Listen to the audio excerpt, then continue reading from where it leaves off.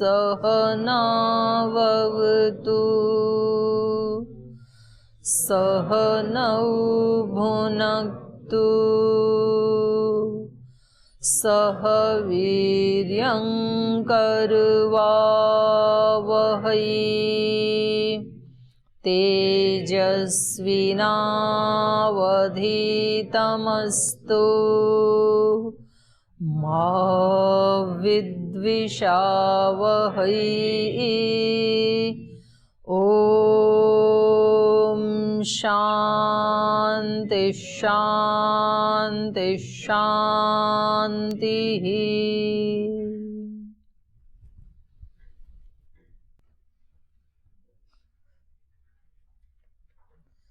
कल हम पढ़ रहे थे कि व्यक्ति अपनी कामनाओं के अनुसार उससे संबंधित कुछ देवी देवताओं की उपासना करता है, लेकिन ईश्वर उनकी श्रद्धा के अनुसार जैसी जिस देवी देवता में श्रद्धा होती है उसको अचल अटल बना देते हैं और उनकी कामनाओं की पूर्ति भी करते हैं उस शक्ति के माध्यम से। तो ये वाला प्रसंग चल रहा था। इसमें आपका कोई प्रश्न हो पीछे से तो पूछ सकते हैं। ओम दीदी जी, इधर 18 नंबर श्लोक में बोला गया है ज्ञानी तो साक्षात मेरा ही स्वरूप है। हाँ, तो अगर भगवान के ज्ञानी भगवान के स्वरूप हो जाए तो दोष नहीं आएगा? स्वरूप भगवान ही नहीं हो जाएगा ना, भगवान जैसा हो जाएगा ऐसे बोला, तो दोष क्या आएगा? भगवान जैसे सब हो जाएं तो अच्छी बात है। भगवान जैसे मतलब भगवान ज्ञानी है, पर भगवान तो अत्यंत ज्ञानी है, सर्वज्ञ है, ये अल्पज्ञ है, तो भगवान से तो कम ही रहेगा इसका ज्ञान, कितना भी ज्ञानी हो जाए तो भी। ईश्वर पवित्र है, ये भी पवित्र हो जाए तो क्या दोष आएगा? अच्छा ही है। भगवान सब पे करुणा कर रहे हैं, सबकी सहायता करते हैं, ये भी सब पे करुणा करने वाला, सबकी सहायता हेल्प करने वाला बन जाए इंसान, तो क्या दोष आएगा? जितने भगवान के गुण हैं वो इसमें आने लगे तो इसका तो कल्याण ही होगा और दूसरों का भी कल्याण ही होगा, दोष तो कुछ भी नहीं आएगा। और असली ज्ञान है भी यही।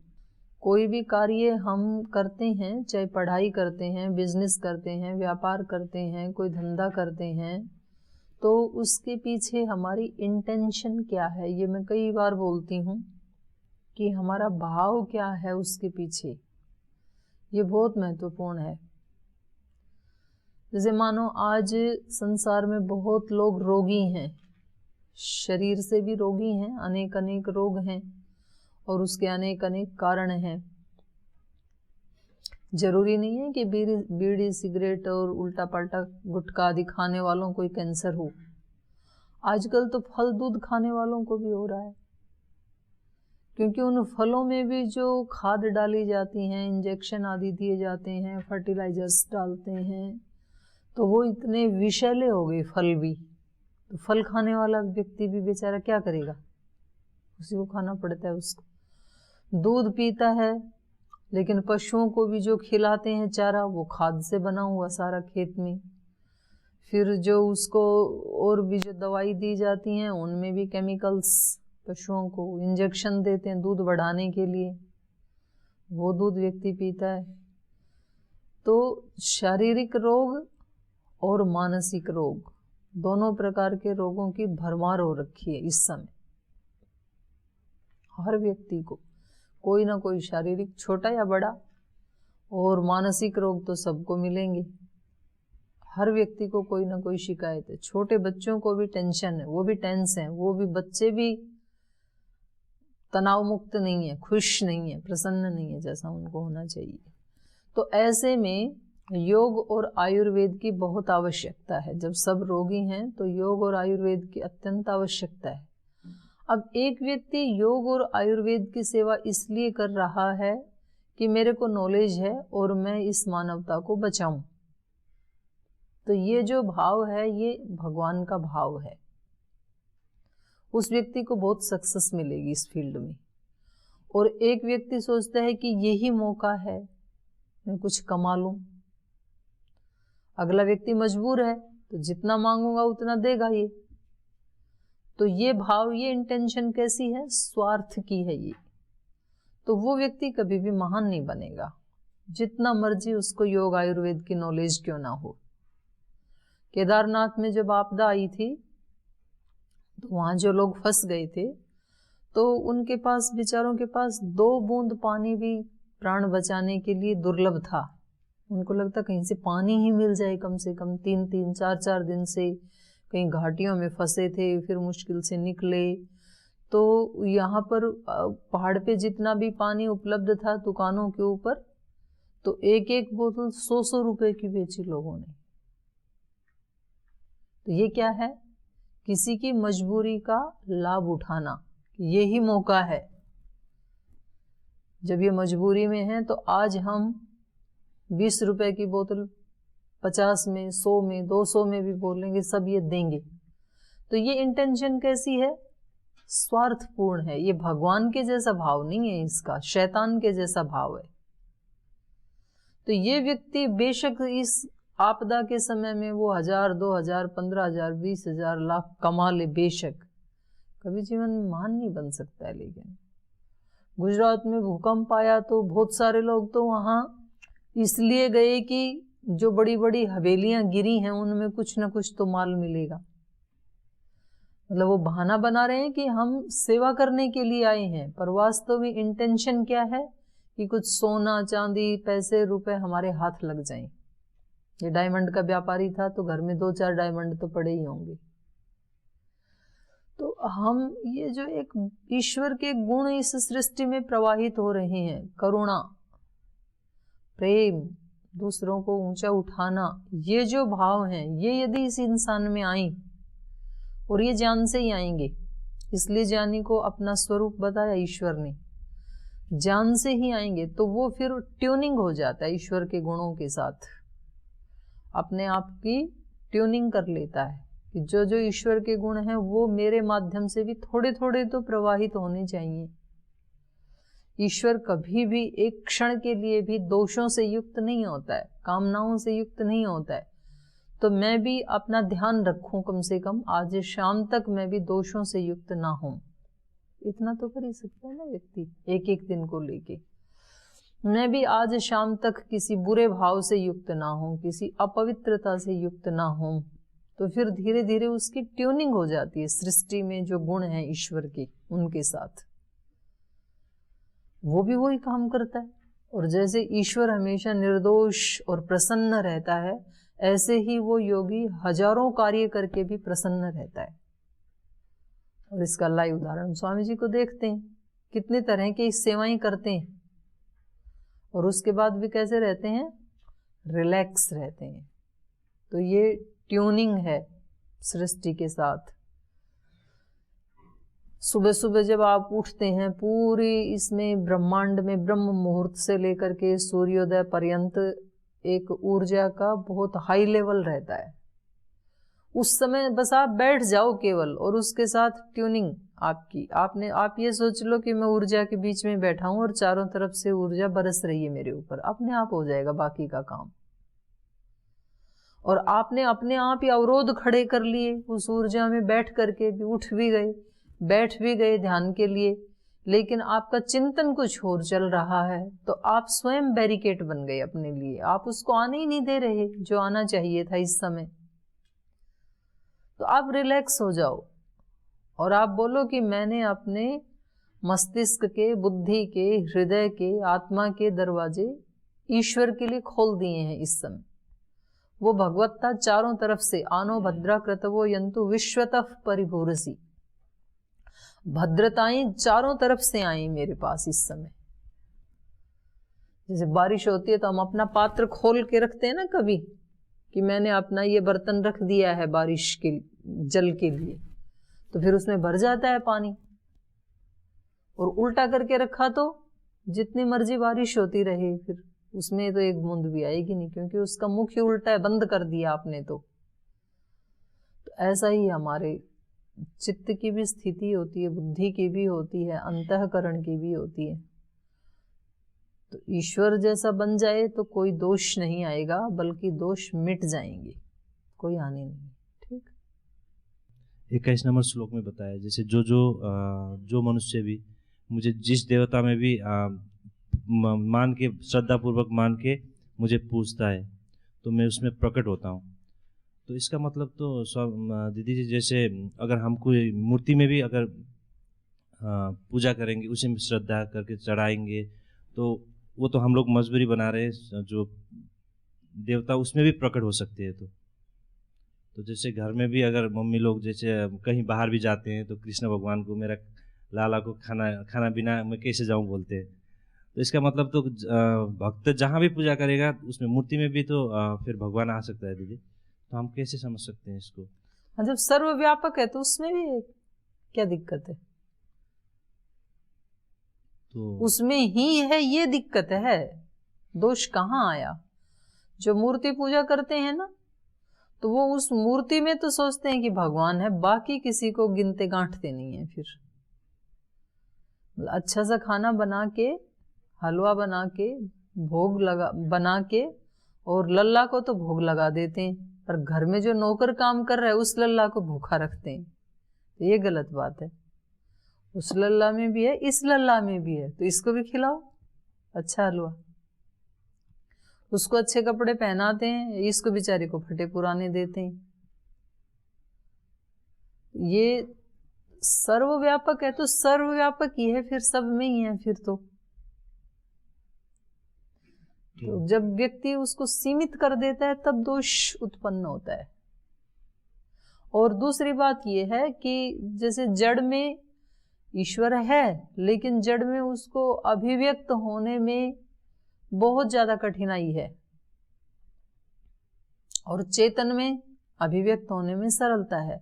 चेतन में भी फिर जो बुद्धिमान चेतन है, अब चेतन तो गाय भैंस भी है और चेतन मनुष्य भी है, तो किस में जल्दी अभिव्यक्त होगा?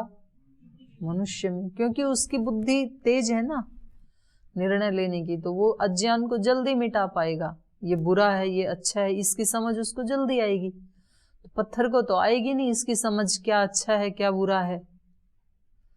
तो उसको आप साक्षी मान करके और आप कहीं मुझे तो यही कह रहा है, ये पत्थर ही, पत्थर मतलब भगवान, कि मुझे तो भगवान ही कह रहे हैं ऐसे करो, तो भगवान नहीं कह रहे हैं।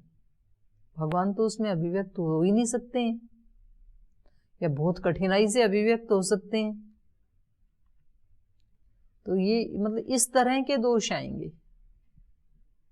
तो दीदी जैसे एक जगह में सीमित करके हम लोग पूजा करते हैं, श्रद्धा, जैसे एक जगह में आपने बताया जैसे मूर्ति में सीमित होता है। हाँ। तो यहाँ तो बता रहे हैं कि जैसे अगर सीमित में है तो मुझे आना ही पड़ेगा, जैसे ऐसा भी समझ सकते क्या दीदी? जैसे अगर सीमित जगह में भी अगर मुझे बुला रहे हैं, जबरदस्ती भी बुला रहे हैं, तो मैं प्रकट होता हूँ, ऐसा कुछ मीनिंग है क्या दीजिए? ऐसे तो नहीं कहा। इन्होंने कहा कि जिसमें उन व्यक्तियों की श्रद्धा होती है, उनकी उस श्रद्धा को मैं अचल अटल कर देता हूँ, और मैं ही उनकी कामनाओं को पूरा करता हूँ उनके माध्यम से। तो वास्तव में कामना की पूर्ति तो श्रद्धा करती है। तो यदि उनकी श्रद्धा बहुत ज्यादा अटल हो जाए, अचल हो जाए, तो फिर उन लोगों की श्रद्धा के कारण वो कार्य पूरे होते हैं, और उनको लगता है कि ये मूर्ति ही मेरे कार्य पूरे कर रही है, जड़ में भी और चेतन में भी। लेकिन चेतन में तो यह है कि चेतन तो फिर भी अपनी भावनाएं प्रेषित कर सकता है उस व्यक्ति को, जड़ तो अपनी भावना भी प्रेषित नहीं कर सकता है।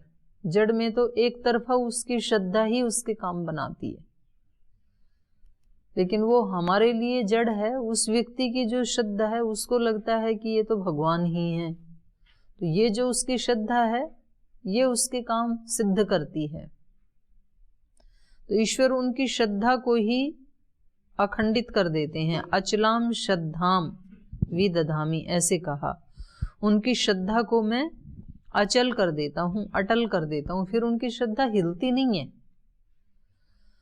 एक तो श्रद्धा हिलने वाली होती है ना, आपकी श्रद्धा है किसी मूर्ति में, किसी पत्थर में, और मैंने कहा कि क्या पागलपन है ये,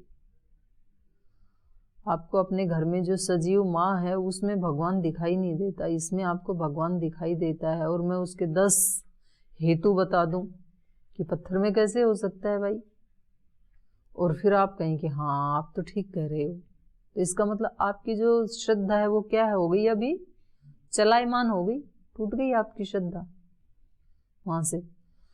और एक श्रद्धा ऐसी होती है कि मीरा को सारे परिवार ने समझा लिया, सारे समाज ने समझा लिया, मीरा तो पागल हो गई है कि वो कह रही है कि मैं इसको दूध पिलाऊंगी कृष्ण की मूर्ति को।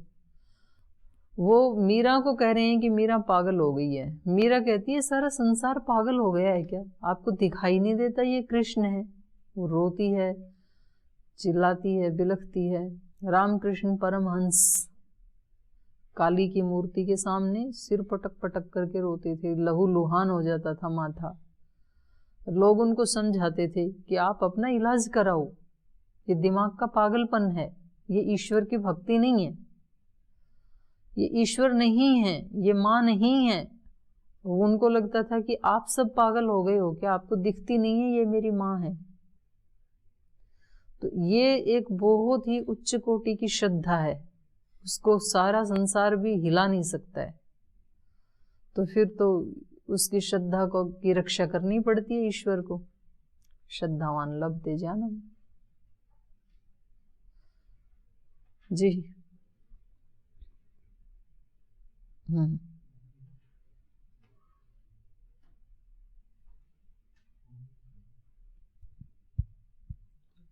चल रहा। जैसे कि इसमें जो ज्ञानी हैं, जैसे कि जिन्होंने किताबों का या फिर कहीं पे गुरुकुल या ऐसी जगह पे कहीं पे जाके ज्ञान प्राप्त किया, तो क्या भगवान खाली उनको ही प्राप्त होंगे? ना, वो ज्ञानी नहीं है, शब्दवित है वो।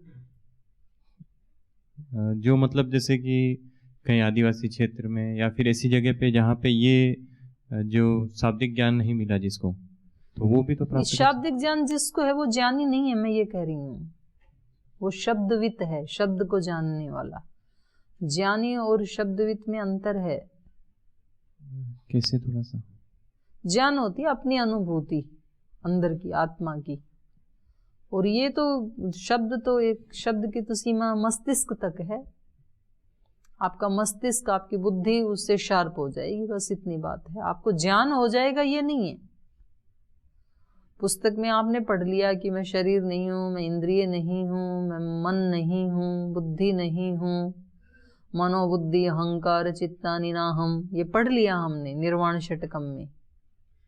लेकिन इतना पढ़ने से मैं आत्मा हूँ इसकी अनुभूति तो नहीं हुई ना। ये तो बुद्धि की एक सूचना हो गई, ये ज्ञान नहीं है, इसकी यहाँ चर्चा नहीं हो रही है। ज्ञान का मतलब है आत्मिक ज्ञान, अंदर का अनुभूतिक ज्ञान, प्रत्यक्ष अनुभूति। ऐसा जिसको हो जाता है उसको कभी फिर पुस्तकें पढ़ने की आवश्यकता नहीं है, क्योंकि जो पुस्तकों में है उसको तो वो जी रहा है। पुस्तकें क्या हैं?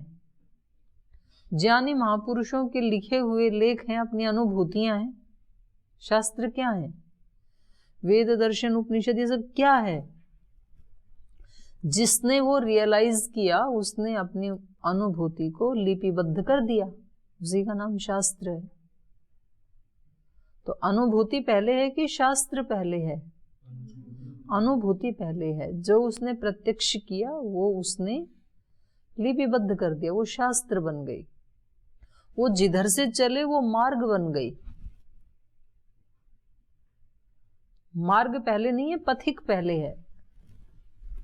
महापुरुष जिधर से गए वो रास्ते बन गए, आध्यात्मिक पथ बन गए वो। तो ऐसा नहीं है कि कोई आदिवासी क्षेत्र में है तो उसको ज्ञान हो ही नहीं सकता है, या जो भारत में नहीं है, भारत से बाहर है कोई अन्य देश में, उसको ज्ञान नहीं हो सकता है क्योंकि उसने तो ये पढ़े नहीं। ऐसा नहीं है। ज्ञान तो आत्मा का है, उसको जो अभिव्यक्त कर लेता है वो ज्ञानी है। पुस्तक पढ़ने वाला ज्ञानी नहीं है, पुस्तक पढ़ लेने वाला शब्दवित है। पुस्तक में जो कहा है वैसी उसको अनुभूति हो गई, उसका अपना हो गया, वो ज्ञानी है। योग दर्शन में तो पढ़ लिया ना अविद्या हमने। अविद्या क्या है? अनित्य अशुचि दुख अनात्म सुख, नित्य शुचि सुखात्म ख्याति अविद्या, ये पढ़ लिया। तो क्या इतने से अविद्या दूर हो गई क्या?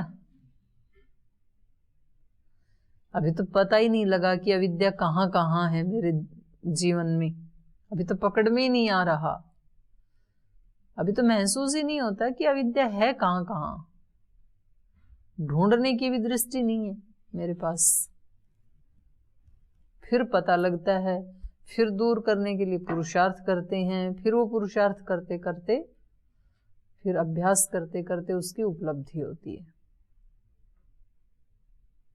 ठीक है, चलो।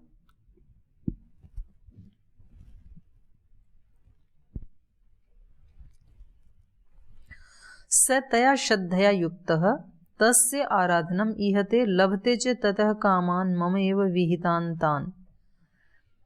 तान विहितान कामान मम एव लभते। मेरी ही कृपा से उन विहित कामनाओं को फिर वो प्राप्त भी कर लेता है, जिन कामनाओं को लेकर के उसने उस देवी देवता को प्रार्थना की थी, उपासना की थी, भक्ति की थी। लेकिन पूरी तो हो जाती हैं वो कामनाएं, लेकिन अगली बात कह रही हैं, अंतवत्त तु फलम तेषाम तद्भवति अल्पमेधसाम। तेषाम अल्पमेधसाम, उन अल्प मेधा वालों का, अल्प बुद्धि वालों का, उन अज्ञानियों का। अंतवत्तु फलम, वो फल कैसा होता है? अंत वाला होता है, नाश वाला होता है। एक बार पूरी हो जाएंगी, लेकिन सदा सदा के लिए कामनाओं से वो मुक्त हो गए, ऐसा नहीं है। वो फल अंत वाला है। देवान देवयजो यान्ति, इसलिए जो इस तरह से देवों की उपासना करते हैं वो देवों को ही प्राप्त करते हैं। मद भक्ता यान्ति मामपि, और जो मेरे भक्त हैं वो मुझे ही प्राप्त करते हैं। तो ऐसा नहीं है, मतलब जितने भी मत पंथ संप्रदाय हैं तो उन्होंने जो श्रद्धा है उन्होंने अपने अपने जो बना लिए हैं।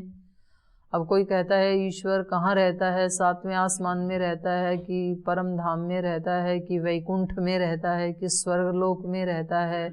अब ऐसा उन्होंने बना लिया धारणा, तो धारणा बना ली तो उनको उसका फल भी मिलता है। ऐसे थोड़ी लेके जाते हैं, इतने लोग झंडे उठा उठा के उनके पैरों में छाले पड़ जाते हैं। कुछ तो उनको अंदर से सुख की अनुभूति होती है तब तो ले जाते हैं, या तो उनकी कोई कामना की पूर्ति हुई है, उन्होंने कोई कामना की थी कि मेरे जीवन में ऐसे हो जाए और फिर वैसा हो गया, तो उनको लगता है कि ये शिव बाबा ने किया, तो फिर वो आकर के ले जाते हैं यहाँ से जल उठा के। कितनी परेशानी होती है जब यहाँ से कावड़ लेके जाते हैं, तो उनको कोई परेशानी नहीं है। वो ठीक है, वो सब तरह के लोग आते हैं, कुछ ऐसे भी आते हैं जिनको फ्री में नशा करने को मिल जाता है 10-15 दिन, ठीक है, ना कोई डांटेगा। घर में रोज शराब पीते हैं तो घर वाले डांटते हैं, पैसे खर्च होते हैं, पैसे भी नहीं मिलते हैं। वहाँ जाएंगे तो फ्री में मिल जाएगा, और जो आसपास जहाँ जहाँ भी हम रुकेंगे वो लोग श्रद्धा भी करेंगे हमारे प्रति, तो ठीक है, कम से कम 15 दिन तो अच्छे बीतेंगे, उठा लाएंगे थोड़ा सा पानी वहाँ से। ऐसे भी आते हैं और बहुत अच्छे भी आते हैं, सब तरह के लोग होते हैं। कुछ ऐसे अच्छे परिवारों के, अच्छे संस्कारों के, उनको बेशक ये ज्ञान नहीं मिला, लेकिन सामाजिक दृष्टि से वो प्रतिष्ठित लोग होते हैं, पर उनकी कोई कामना पूर्ति हो गई, तो कामना पूर्ति हो गई तो वो उसको कृतज्ञता ज्ञापित करने के लिए फिर यहाँ आते हैं। ऐसे थोड़े आते हैं, कुछ तो होता ही है उनके जीवन में। तो ये कह रहे हैं कि होता तो है लेकिन वो अंत वाला होता है। तो यहाँ पर देखो कठोर शब्द प्रयोग किया है ऐसे लोगों के लिए, इन्होंने अल्पमेधसाम ऐसे कहा, भगवान ने उनको कहा तेषाम अल्पमेधसाम, उन अज्ञानी लोगों का, वो अल्पमेधा वाले हैं, उनकी बुद्धि परिपक्व नहीं है। तेषाम अल्पमेधसाम तत्फलम अंतवत्तु, निश्चित रूप से वो फल अंत वाला होता है, उसका अंत हो जाएगा। तो जब पुरुषार्थ ही करना है तो अंत वाले फल के लिए क्या पुरुषार्थ करना, फिर पुरुषार्थ करना है तो अनंत वाले के लिए ही करें। एक बार मेहनत करनी ही है तो फिर अच्छी चीज के लिए ही करें ना, अस्थाई के लिए क्या करना फिर।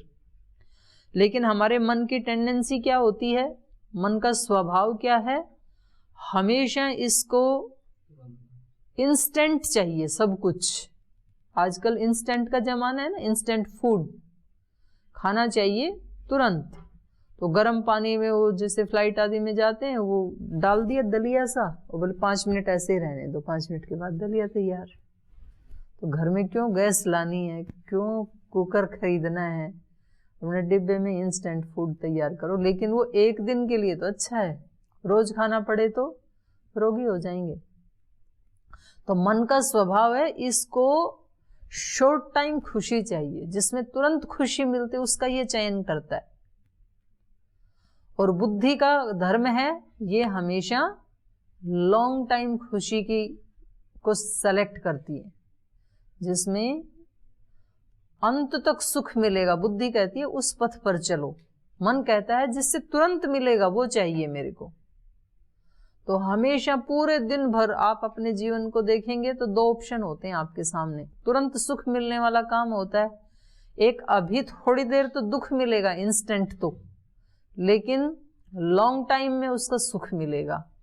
तो यदि आप बुद्धि से काम लेते हैं तो आप हमेशा लॉन्ग टाइम सुख को सेलेक्ट करेंगे, और यदि आप मन के स्तर पर जीते हैं तो हमेशा आप शॉर्ट टाइम सुख को चुनेंगे, तुरंत सुख देने वाला। पकोड़ा तुरंत सुख देने वाला है, गिलोय लॉन्ग टाइम में सुख देने वाली है। तो दोनों आपके सामने आए तो किसको चुनोगे?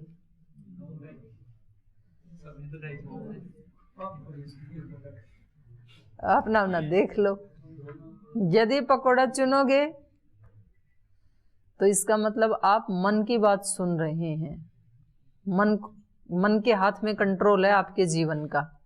और यदि गिलोय को चुन रहे हैं, सुनील जी कह रहे हैं दोनों नहीं, एक चुनना है, एक। यदि बुद्धि है आपका कंट्रोलर तो फिर आप कहेंगे कि क्या पकोड़ा खा के 2 मिनट के बाद वैसा का वैसा, लेकिन तला भुना खाने से मेरा लीवर खराब हो जाएगा ना, तो गिलोय ठीक है। 2 सेकंड के स्वाद के लिए अपने स्वास्थ्य को भी क्यों खराब करूं। और गिलोय यदि खाऊंगा तो लंबा समय तक मेरा शरीर ठीक रहेगा, तो भगवत प्राप्ति में मेरे को अच्छा शरीर मिलेगा, तो आप उसको चुनेंगे। फिर ये तो खाने का नहीं, सुबह उठने का आधा घंटा और सो जाएं ऐसे मन करता है। आज तो सर्दी भी है, हरिद्वार, देहरादून, ऋषिकेश, रुड़की सब स्कूलों ने छुट्टी कर दी, हमारे यहाँ कभी छुट्टी भी नहीं करते हैं, ऐसे मन में आता है। आचार्य कुलम के बच्चे बोल रहे थे कल, जी सब जगह छुट्टी होगी, हमारी छुट्टी नहीं करते हैं आप। आपको भी लगता है इतनी ठंडी होती है तो भी छुट्टी नहीं करते हैं। उठने की तो संडे को भी छुट्टी नहीं है, उठना तो उसी समय में है। और आपको कोई कहे कि चलो आज आपके सामने चॉइस है, आप आधा घंटा और सो सकते हैं, लेकिन यदि आप आधा घंटा और सोए तो शरीर में वात बढ़ जाएगा, तो कौन से को चुनोगे? सच्ची सच्ची बोलो ना। बोलते वात बढ़ेगा वो देखी जाएगी, कल जल्दी उठ के कर लेंगे, आज तो सोने दो। तो मन उसको चुनता है, ये हमारे मन का स्वभाव है, हम सबके मन का स्वभाव है ये, केवल आपका नहीं, मनुष्य मात्र के मन का ये स्वभाव। मन को चाहिए तुरंत सुख जिसमें मिलता है, और बुद्धि को चाहिए जिसमें लंबे समय तक सुख मिले, वो उसको चुनता है। तो प्रज्ञावान व्यक्ति की और मनवान व्यक्ति की इस सिलेक्शन से पहचान हो जाती है कि किसी किसी विषय में हम मन की बात सुनते हैं, किसी किसी विषय में हम बुद्धि की सुनते हैं, ऐसे मिक्सअप भी रहता है हमारा। तो ये कह रहे हैं ये जो अल्प मेधा वाले लोग हैं, ये जो देवों को चुन लेते हैं, मेरे को नहीं चुनते हैं, क्योंकि देव तो तुरंत उनकी पूजा आराधना की और तुरंत उनकी कामनाओं का फल दिया और उनको तुरंत खुशी मिली।